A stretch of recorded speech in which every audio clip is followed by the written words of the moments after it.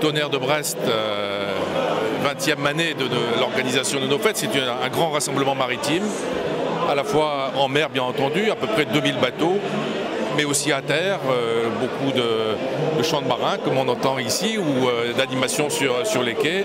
Donc sur le port civil et le port militaire, c'est un événement assez extraordinaire et assez unique à travers le monde. Les invités d'honneur, on a essayé d'en trouver un par continent. C'est l'Indonésie et bien entendu la Russie, c'est la Norvège, c'est le Maroc, c'est le Mexique. Il y aura bien entendu les grands voiliers traditionnels et les deux plus grands du monde, à savoir les bateaux russes, le Sedov et le Krusenstern. Et puis il y aura des bateaux que l'on n'a jamais vus et qu'on ne verra sans doute jamais. Je pense notamment au brise-glace Saint-Pétersbourg qui est basé dans la ville du même nom. Voilà, beaucoup de bateaux, des gros bateaux, mais aussi des petits bateaux, hein, du petit au plus grand. Je crois que le spectacle est assez exceptionnel.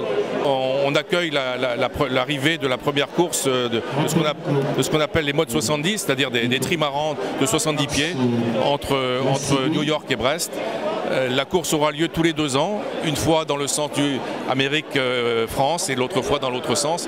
Donc ça sera la première édition et je crois que ce sera aussi un grand événement. Les événements culturels, ce sont bien entendu tous les éléments du patrimoine maritime qui font partie de notre culture bretonne. Et puis la fête à terre, ce sont aussi beaucoup de spectacles.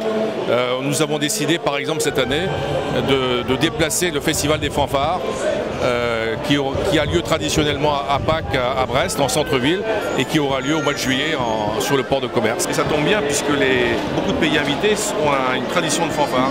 C'est le cas du Mexique, c'est le cas de la Russie, c'est aussi le cas de l'Indonésie. Nos fêtes ne peuvent fonctionner qu'avec des bénévoles.